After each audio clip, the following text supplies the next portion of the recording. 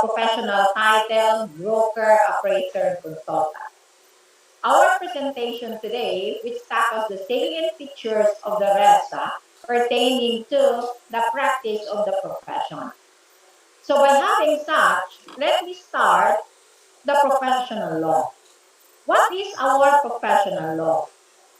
Our professional law states that there is the so-called RA 9646, which is known as the Real Estate Service Act of the Philippines. And this particular law is the one that regulates the practice of real estate service in the Philippines. It was effective in July 30, 2009, and its implementing rules and regulations was effective last August 9, 2020. The next question could be probably, who are the real estate practitioners under the law? Under that law, under Section 3, the law identified 4 professionals and practitioners to be covered in that law.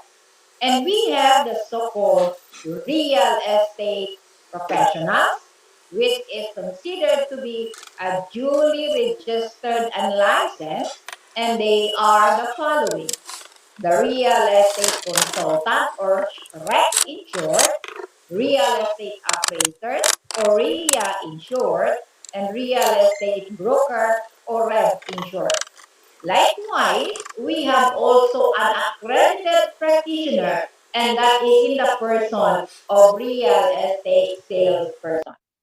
You will take note that the salesperson is accredited at PRC but not duly registered and licensed. And this accredited salesperson is under the supervision of a real estate broker, and such real estate salesperson cannot practice the profession independently. Further, we have to know who are the real estate professionals, as I said earlier. And in this time, I will be telling you the requirements as far as knowing whether these professionals is recognized or are recognized by PRC, which is the Professional Regulation Commission. So who are the real estate professionals? They are the following. As I have said earlier, it is the real estate consultant, or the REC, real estate appraiser, or the REA, and the real estate brokers, or the REB, who are duly registered and licensed at the PRC. And not only that, they should be a possessor of a valid certificate of registration, or in short, we call it license, and a professional identification card issued by PRC, or so-called, we call it briefly, PIC. And not only that, they should also possess the necessary qualification and competencies and proficiencies to be able to practice the real estate profession, such as real estate brokerage, appraisal, or consultancy. What comprises the services of a real estate consultant? Because not everybody who claims that they are consultants is authorized by law to be able to practice the profession. So when we talk about the real estate consultant in the next slide, we have to know what are the services being offered by the consultant. The consultant here offers or renders professional advice and judgment on what type of services, on what type of offering and rendering professional advice and serve or judgment. They are as follows: on matters of acquisition, preservation, utilization, enhancement, and disposition of land, or improvements thereon. And likewise, the real estate consultant is also the one offering or rendering professional advice and judgment in matters of conception, planning, management, and development of real estate projects. So therefore, all those who claim that they are really real estate consultant and they are not authorized and licensed by PRC, they are considered to be in illegal practice or unauthorized person to practice the profession. How about the case of a real estate appraiser? What are the professional services that the appraiser can cater as provided in the law? The real estate appraiser services provides an estimating and arriving at opinion of real estate values. And likewise, this professional acts as an expert on real estate values. And take note, as far as the professional services of the appraisers, our services are finally rendered with the preparation of the so-called acceptable written report. And that acceptable written report is technically known as the narrative appraisal report. Likewise, the law had considered that when we talk about professional services of the appraisers, those in the government service, in the national government, likewise in the local government offices, as to their work, and that pertains to the appraisal and assessment of real properties for taxation purposes, that is still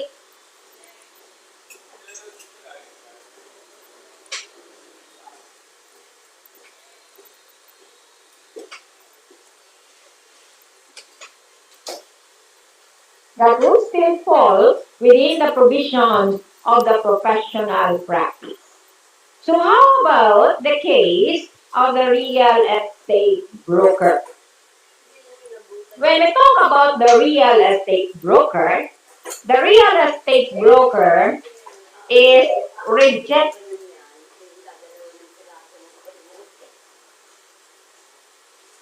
are duly registered and licensed individuals, and in the case of the salesperson, they are the accredited practitioners. Now, what are the services or the professional services of the real estate broker and the salesperson? They should act as an agent to a party in the real estate action. And what are the matters that they have to perform in accordance with the practice of the profession? The real estate broker and salesperson, we do listing, advertising, mediating, promoting, soliciting, offering, negotiating, and affecting the minds of the parties on sales, purchase, leases, exchange, mortgage, joint venture, and other similar transactions on real estate or any interest therein, including documentation, verification of titles, and processing of titles. Meaning, those who are doing advertisement online, whether in Facebook, Messenger, or in what media form, if they are not licensed real estate broker or even an accredited salesperson, they are unauthorized by law, and therefore what they are doing is illegal. In the aspect of professional practice, what do we mean by that? We keep on claiming providing professional service. So therefore, we have to know what is a professional practice. In the language of a professional practice, we refer to the use of one's knowledge in a particular real estate service, whether it is pertaining to brokerage, appraisal, or consultancy. Okay, so therefore, it includes also teaching in real estate subject for BSREM courses that requires the qualification of the real estate professionals.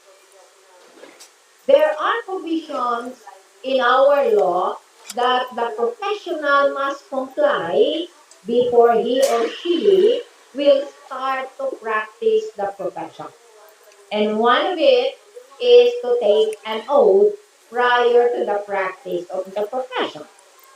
And likewise, as I have said, the salesperson cannot practice, or anybody cannot practice the real estate profession unless he or she has been accredited by the PRC.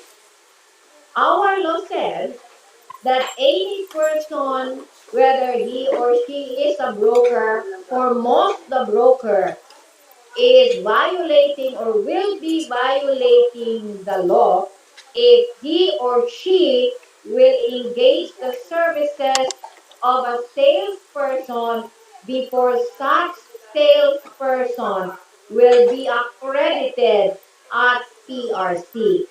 So therefore, for the public, we would like to inform you that if there are persons who are telling you or proposing you to buy this and that property, please ask first, are you a broker?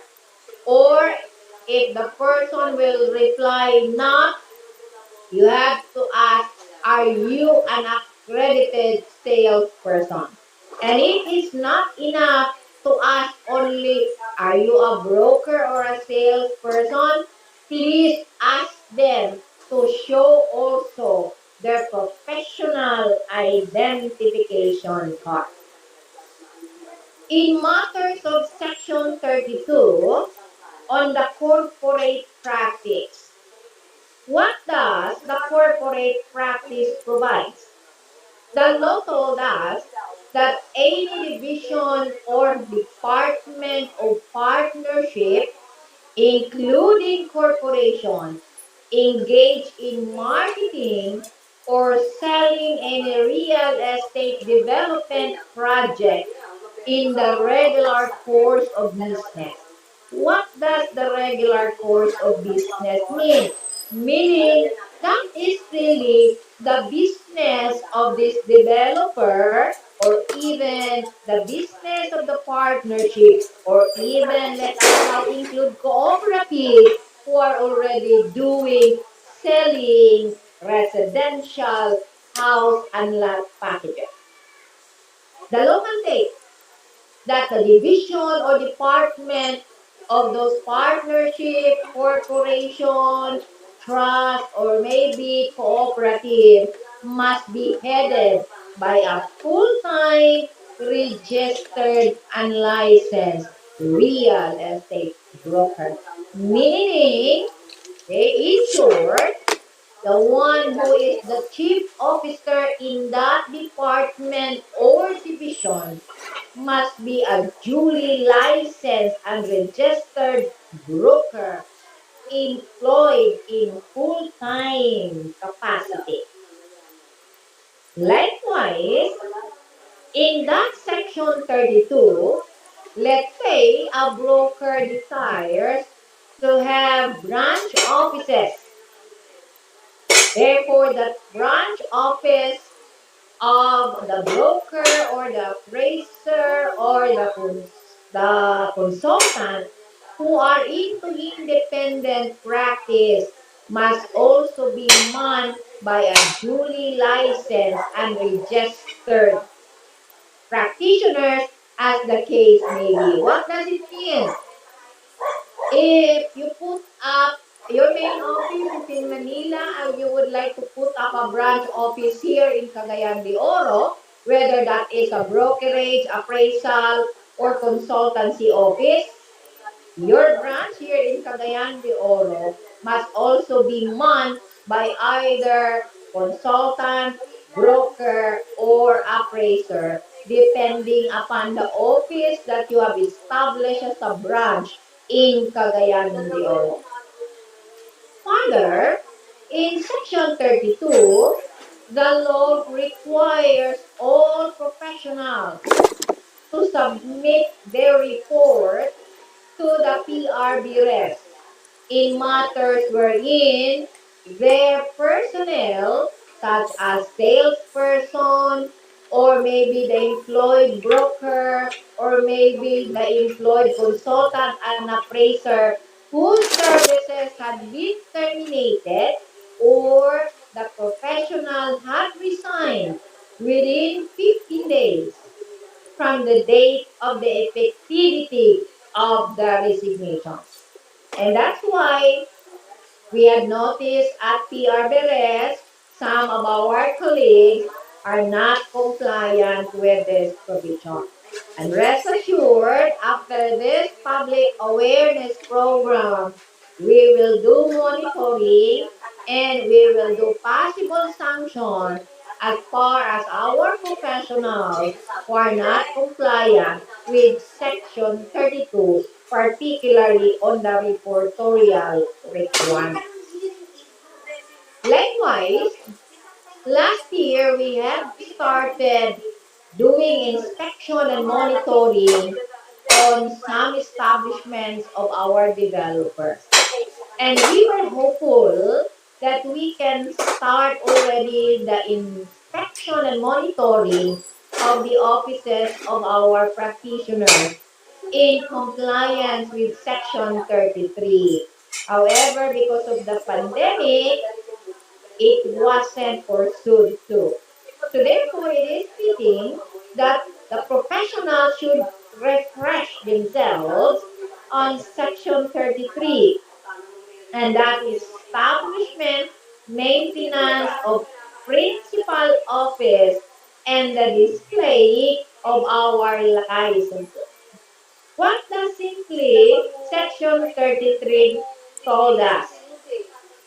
We should have our own office where we can claim that is the place of the practice of our profession.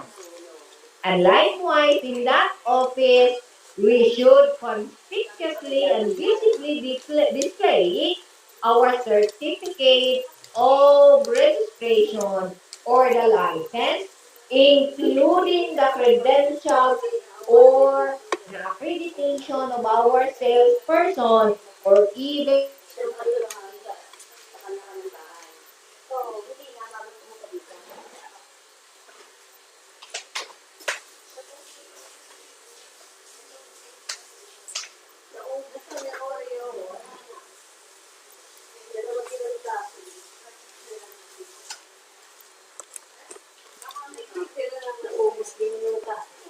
the board had already issued the so-called Code of Ethics. So therefore, in Section 35, we would like to remind our professionals that we have to comply the Code of Ethics strictly. Likewise, in Section 36, we were mandated to comply the CPD requirements. That's why, in connection with the question on the CPD, the board had already issued a transitory provision of requiring only 15 units as of the moment during the time before we will have a full blast on the CPS. 15 units before you can renew your professional ID. And likewise, we issue also a memorandum for an undertaking for the renewal of the ID, which should be complied not later than December 31 of 2021. Likewise, for the information of our public, the law said for your easier verification whether the person is a licensed practitioner or not, or a licensed practitioner or professional or not.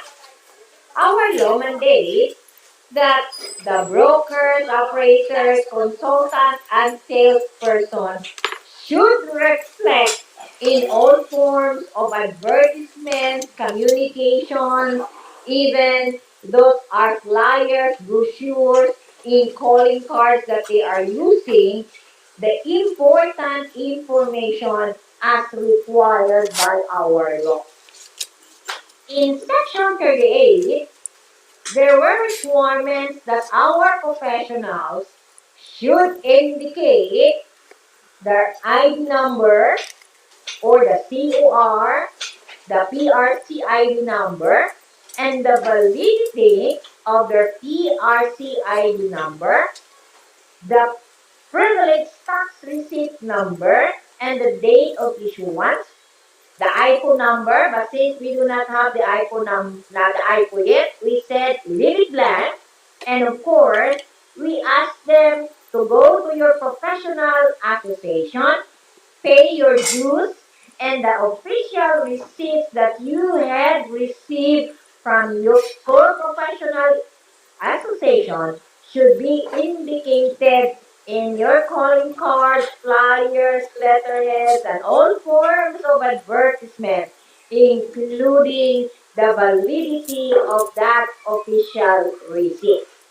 Now take note, when it comes to the payment of the annual dues of the association, in your OR, the validity thereto is only on the year that is covered for the payment of your annual dues. So therefore, in most cases, the official receipt of your association is valid only until December 31. Say, if you paid for 2020, it is only valid for December 31, 2020.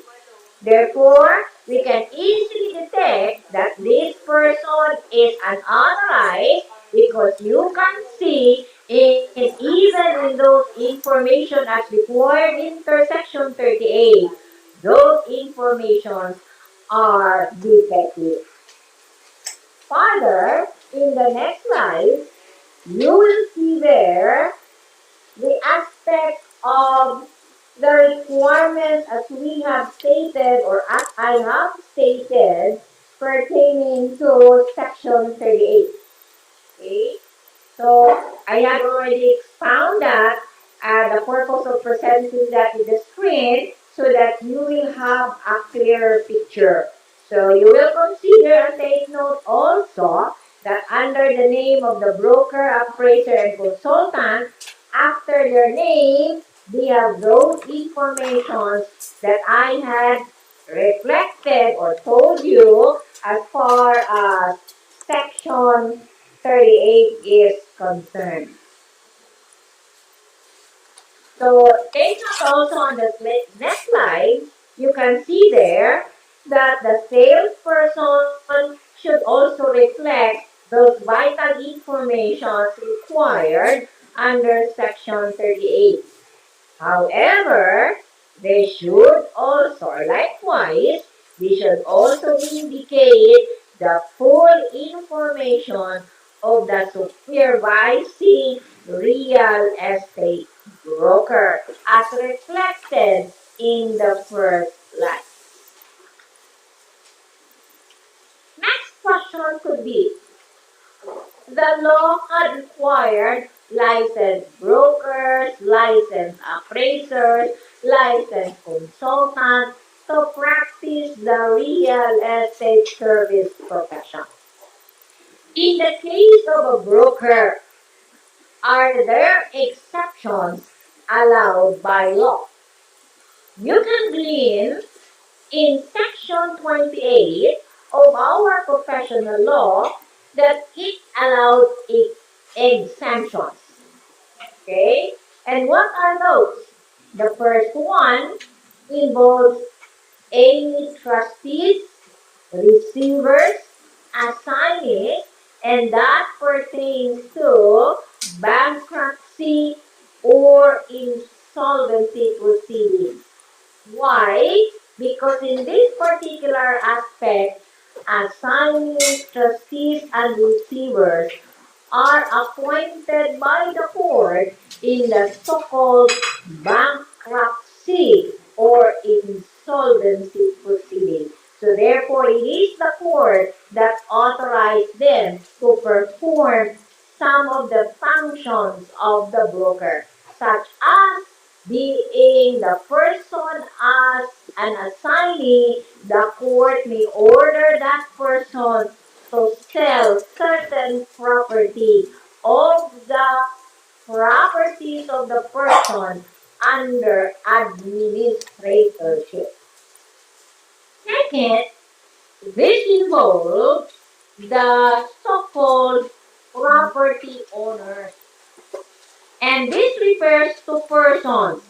And when we talk about persons, you have to consider here persons who are either natural or individuals or juridical persons. And these are corporations, properties, estates, partnerships, cooperatives. These are examples of juridical persons. There are conditions under exceptions as far as the law is concerned.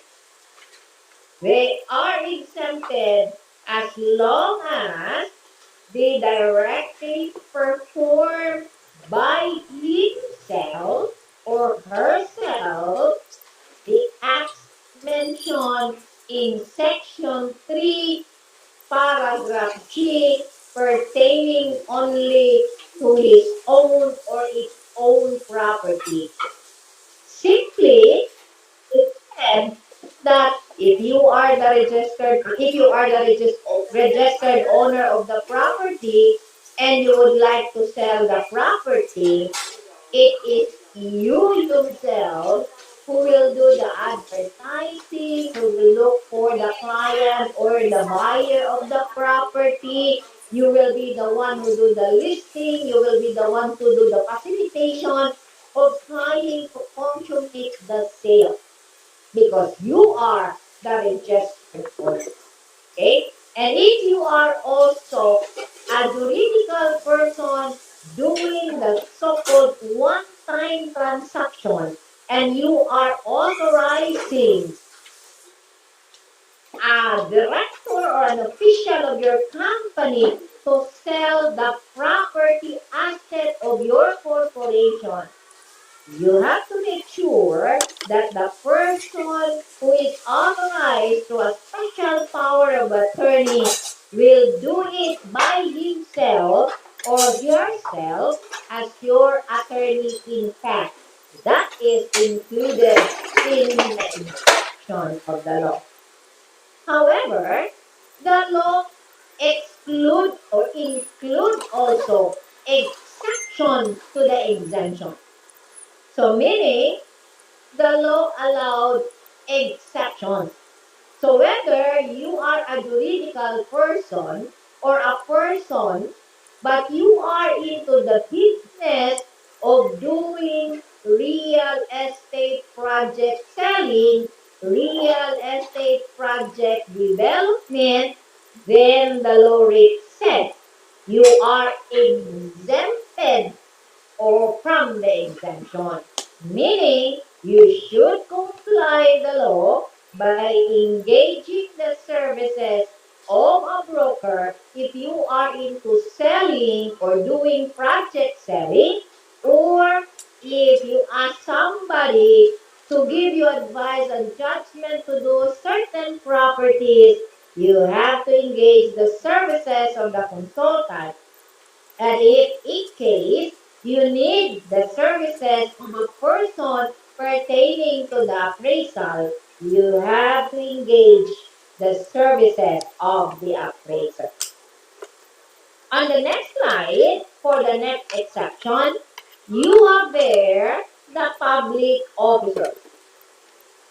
Public officers are exempted as long as they are performing official duties and functions. Example, let's say the court sheriff. The court sheriff is authorized by the court to do public auction. They are exempted. That, however, again, the law allowed exception to the exemption. And who are exempted from the exception of the law? They are the government appraisers and assessors. Why is that? Because the law said that government appraisers and assessors, including the assistant assessors, must be a licensed appraiser. The next one is attorney in fact. And this is the most abused one. You are designating here a person as an attorney in fact for purposes of selling, mortgage, lease, or exchange, or other similar contracts of real estate.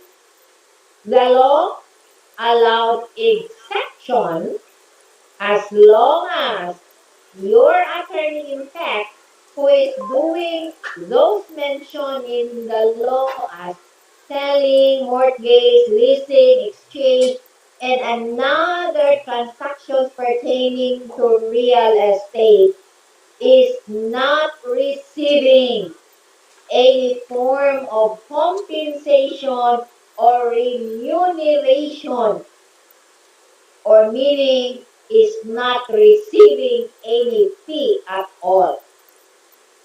And lastly, for the exemption, those persons acting pursuant to court orders. Okay? So therefore, which I have mentioned earlier, if you are designated as a trustee or maybe as a receiver, administrator, and you are under the direction of the court, you are exempted from performing those functions or the services of the real estate or securing, the license in the performance of the services of the real estate professional. Okay. In the next slide, I would like to call your attention on section 29 on the prohibition. And this is a prohibition against the unauthorized practice of real estate service. That's why you cannot just offer services of real estate to the public. Okay? So what does this provision say? No person shall practice or offer to practice real estate service in the Philippines, or even offer himself or herself or claim that he or she is a real estate practitioner. Practitioner again is either claiming I am a broker, appraiser, consultant, salesperson, or even use the title broker, appraiser, consultant, salesperson, or even any words that connotate that you are such, or even use letters or figures or any symbol and signs tending to convey that you are claiming and pretending to be a legitimate practitioner, or even conveying an impression that you are authorized by law to practice such. Okay? That was the provision. Unless, yun na nga ang sinasabi, unless the person had satisfactorily passed the licensure examination. In the next slide, you see there the mandatory requirement of the law. Before you can practice the profession, before you can use the title, the STEM, the MMs, the science, even the professional title, broker, appraiser, consultant, you must pass the licensure examination. And likewise, not only passing the licensure examination, you should also be a holder of the valid license and a valid PRC ID. And in the case of the foreigner real estate practitioner, they should have been granted with the so-called special or temporary permit. And further, the law said, but before the following professional be allowed to practice the profession as a requirement in securing or renewing the ID, the broker and the private appraiser must have posted the required professional indemnity bond. In the next slide, this pertains now to penalties as provided by law. We can see in a lot of online advertisements in Facebook, in Twitter, in Messenger, in Bible, in TV, in cable, in newspaper, magazine, or in short, what media advertising for sale properties. Is that allowed by law? The answer is depends. Because in matters of advertisement of project selling, there are requirements for advertisement as provided by CPD 957 as implemented by the Department of Human Settlement and Urban Development or DHSUD. Okay? But nonetheless, today, I would like to inform the public that there are corresponding penalties for such violation. And what are the penalties?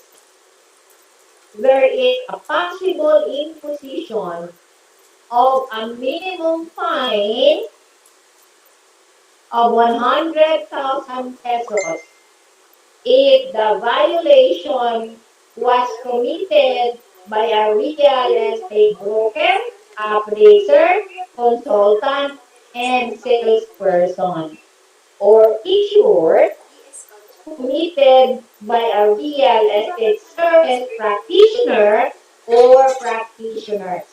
And not only that, there is an option also of imprisonment as an or imprisonment of a minimum of 2 years. The law said minimum, so it can go as high as how many millions? And the law said a minimum of imprisonment of 2 years. It can go also as high as how many years, depending upon the decision of the court. And take note, the law said also the imprisonment and the fine can be combined because it can be or both, depending upon the discretion of the court. How about if the violator is unlicensed and registered and authorized? What is the minimum fine? Simply, the law said double the fine. So therefore, the 100,000 will become the minimum of 200,000, and the minimum of 2 years imprisonment will become a minimum of 4 years, or both, depending upon the discretion of the court. The law said that who can be subjected as to the penalties. The succeeding slides will tell us those persons.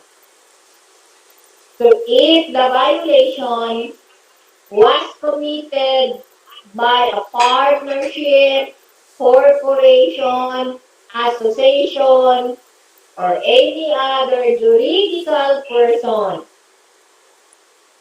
the partner, president, director, or manager who has committed or consented or knowingly tolerated such violation shall be liable and responsible for the act of such person. And why is that? Because partner, president, manager is considered by law as principal or co-principal with the other participants or the violators of the law. So therefore, our colleagues, as well as the public, this is particularly addressed to the public. If there are persons now dealing with you to buy this property, to buy this real property, or to lease this real property, please inquire their proper credentials and ask them, are you authorized by law? And likewise, we are also calling the attention of government officials who are joining us in this forum. So please come out with specific ordinance or guidelines in your respective offices not to tolerate these unauthorized practitioners, because under this professional law, they are considered to be illegal or famously known as colorum practitioners. And I also wish to ask the support of our colleagues that let us do the best that we can do to inform and educate the public, because we have the obligation to protect the public from those colorum or illegal practitioners who are also practicing our profession. Before I end up my talk,